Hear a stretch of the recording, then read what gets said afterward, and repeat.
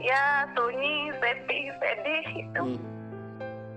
Kami merasakan kehilangan mereka.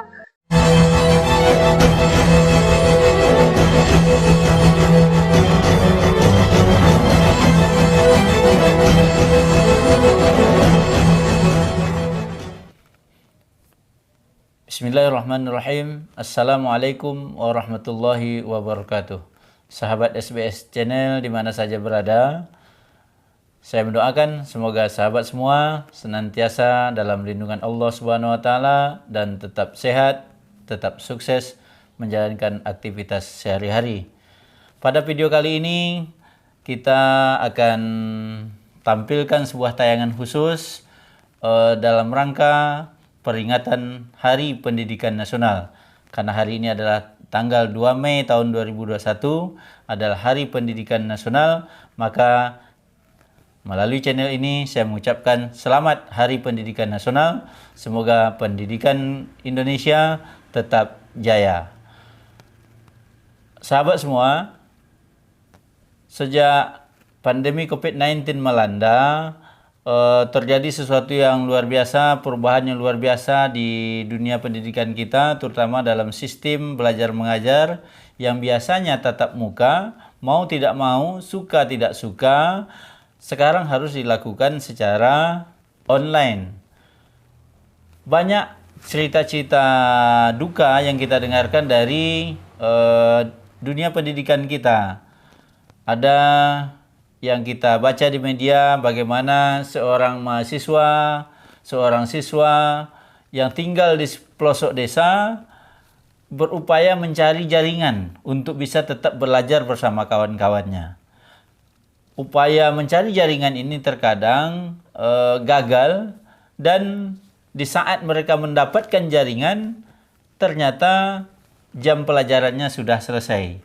Ini beberapa kendala yang terjadi di dunia pendidikan kita sejak COVID-19 ini melanda Indonesia dan tentu saja melanda dunia.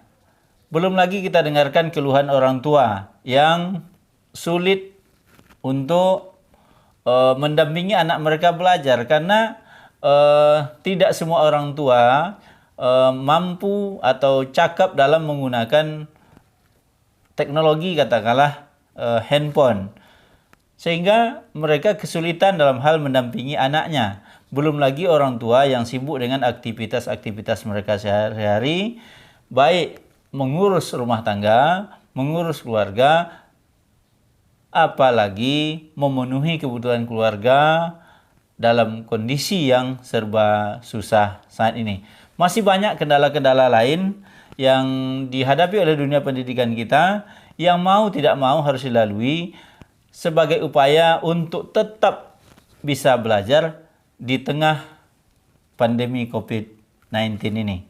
Nah, pada Hari Pendidikan Nasional ini saya menghubungi rekan-rekan guru yang tentu saja selama lebih kurang 2 tahun ini harus berjibaku dengan teman-teman guru lainnya mencerdaskan anak bangsa dalam keterbatasan yang ada.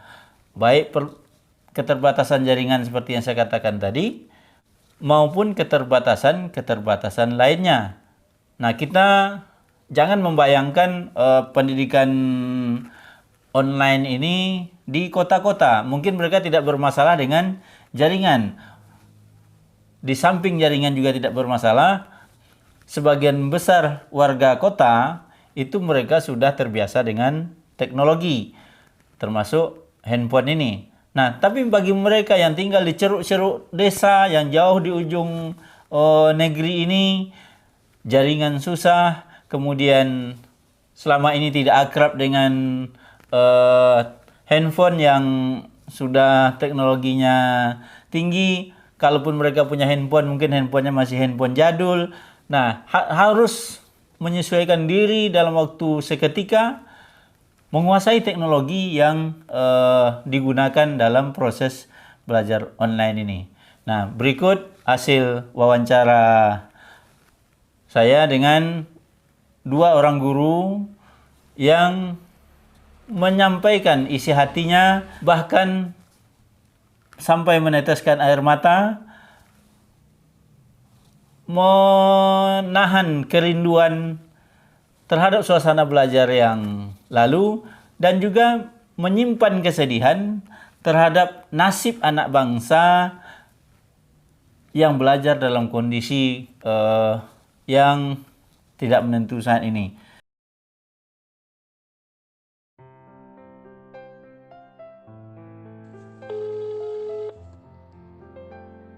Assalamualaikum. Waalaikumsalam warahmatullahi wabarakatuh. Selamat Hari Pendidikan Nasional, Bu. Ya, alhamdulillah, amin. Iya, ini saya Samsul Bahri Samin dari SBS Channel. Ingin bincang-bincang dengan Ibu. Ibu kepala sekolah, Bu, ya?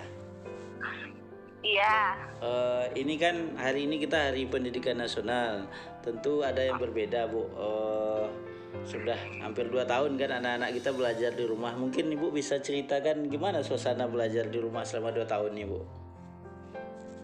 Ya, kalau buat kita di kampung-kampung nih sangatlah menyulitkan. Karena banyak di antara orang tua tuh yang tidak mempunyai HP yang keren-keren kayak sekarang nih. Nah, tidak bisa daring. Kebanyakan dari kita tuh bisanya hanya luring gitu. Kasih soal kepada anak minimal itu 1 minggu sekali. Kemudian minggu berikutnya dikumpulkan, terus kasih lagi soal berikutnya.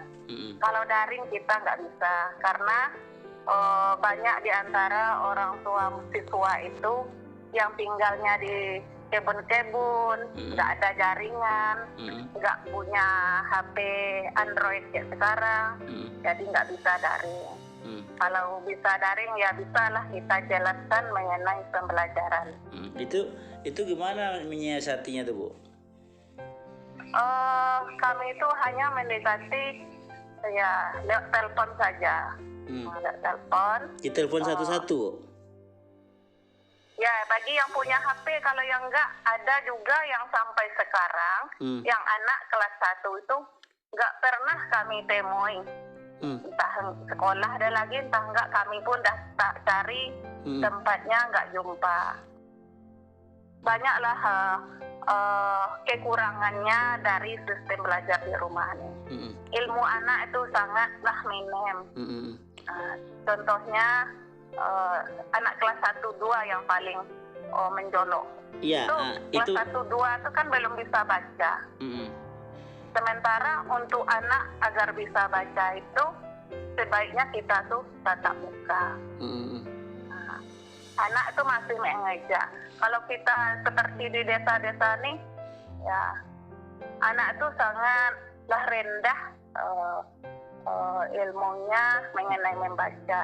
Karena sebagian anak kalau di sini tuh dulu ada yang sekolahnya TK, ada yang nggak TK.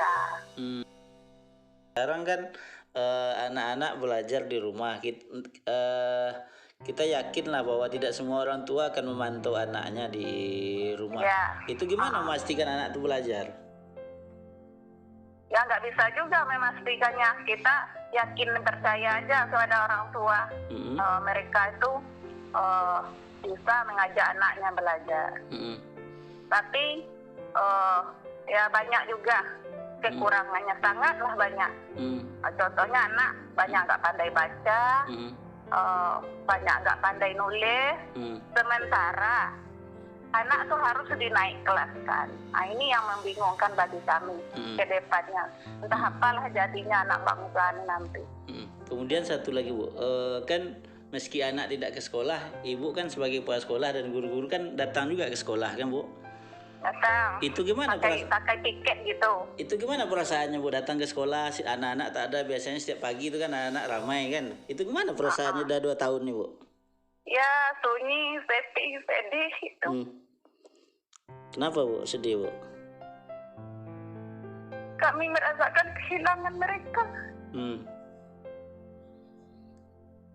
Yang dulu mereka kami lihat riang gembiranya.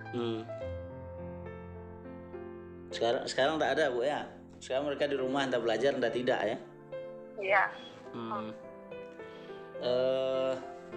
Kira-kira solusi apa yang mungkin bisa ditawarkan untuk atau mungkin Ibu punya inovasi lah kan apa untuk? Kalau menurut saya, bagi kita yang di kampung-kampung ini, yang alhamdulillah di tempat kita ini jauh dari orang-orang yang terkena corona itu, alhamdulillah masih aman. Ya, saya berharap kepada pemerintah bagi sekolah-sekolah yang aman itu diperbolehkanlah belajar di sekolah, minimal itu pakai prokes. pakai sip tuh. Ya. Tetap protokol kesehatan, kemudian kita di sekolah tetap pakai protokol kesehatan. Kemudian digilir, tidak sekaligus, jaga jarak tetap. Bahkan itu kami itu udah 2 kali tuh beli masker untuk anak. Tempat cuci tangannya udah disediakan, itunya juga. Sistemnya kayak gitu aja karena nggak disadarin tadi itu.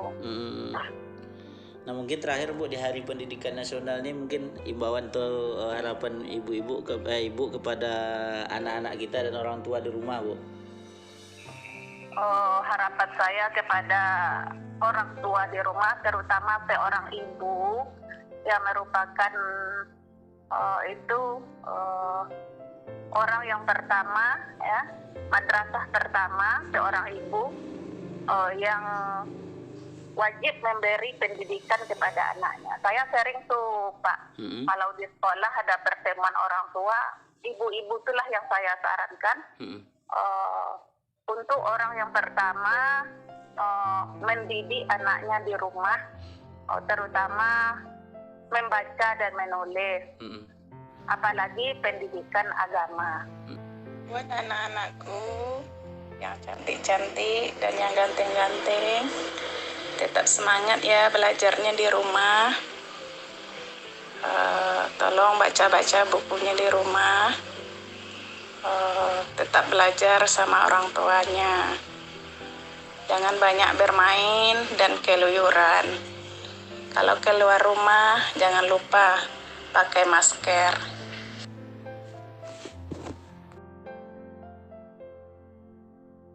Assalamualaikum. Waalaikumsalam. Apa kabar, Bu? Baik, alhamdulillah. Apa suka duka, apalagi Ibu ngajarnya di Pangkalan Lesung, Bu ya? Iya. Apa suka duka belajar daring, Bu?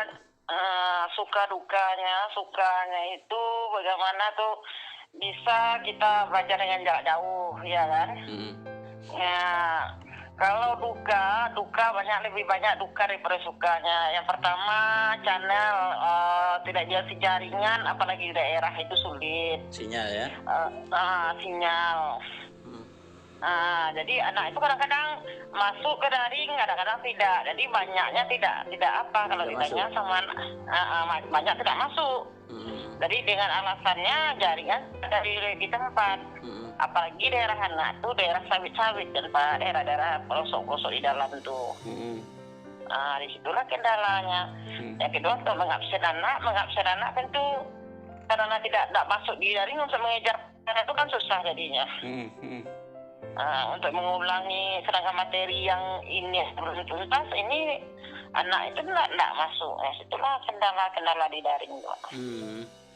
Kalau sukanya memang banyak juga sukanya. Kita bisa dengan jarak jauh kita masih bisa belajar, masih bisa mendapatkan ilmu. Tapi karena kondisi jaringan dan belum terbiasa ini justru menjadi masalah, Bu ya? Jadi masalah total jadinya. Artinya anak bukan tidak mau belajar, cuma jaringan dia tak bisa masuk, ya kan? Iya, anak tidak mau. Anak ingin belajar, kadang tuh anak jauh-jauh tuh ke tempat ketinggian dia untuk mencari jaringan, kan? Tapi karena jaringan betul-betul tidak ada itu. Alasan anak. Kadang-kadang kita kasih materi itu kan ada jam pelajarannya. Iya. Ada jam jadwalnya tersendiri ya. Dia dapat jaringan, jam belajar udah habis. Jam pelajaran habis. Masuk pula jam pelajaran lain. Itulah kendalanya. Pokoknya mungkin tidak tercapai 70% target anak itu tidak ada 20% pun tidak tercapai. Kalau soal ini itu kan kendala jaringan, Bu. Ini kendala orang tua, bukan orang tua kita diharapkan mendidik anak, cuma kan kita memahami juga kondisi orang tua baik dari segi pendidikan, kemudian penguasaan jaringan apa namanya teknologi ini kan mereka tidak sama, terutama minim juga kan. Itu gimana kendala itu, Bu? Orang tua kendalanya di paket. Anak bisa yang pertama paket anak-anak tuh kan maklum lah nama orang sawit-sawit kan sudah keluar. Yang kedua dia sibuk bekerja, anak kan bisa dia membimbing anaknya, itu makanya anak diserahkan ke sekolah ulangnya itu alasannya. Iya. Kami nyerahkan anak ke sekolah itu untuk diajar karena kami tak bisa ngajar lah ya nak. Iya, dia tidak bisa mengajar, tidak bisa untuk menampingi anaknya, itu anak diserahkan ke sekolah. Nah, sahabat SBS Channel di mana saja berada, demikianlah luahan hati, perasaan guru kita di saat mereka harus berjuang mencerdaskan anak bangsa ini di tengah pandemi COVID-19 ini. Mari kita berdoa kepada Allah Subhanahu wa taala, semoga tenaga-tenaga pendidik kita diberikan kesehatan, kekuatan, kesabaran oleh Allah Subhanahu wa taala untuk senantiasa untuk tetap bersemangat mencerdaskan anak bangsa. Selamat Hari Pendidikan Nasional, jayalah Indonesia, jayalah pendidikan Indonesia. Assalamualaikum warahmatullahi wabarakatuh.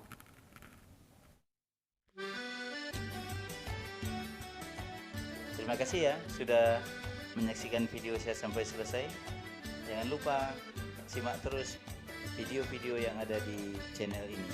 Semoga channel ini bisa bermanfaat bagi kita semua. Sebelum meninggalkan channel ini, jangan lupa tekan tombol subscribe warna merah yang ada di bawah video ini. Terima kasih.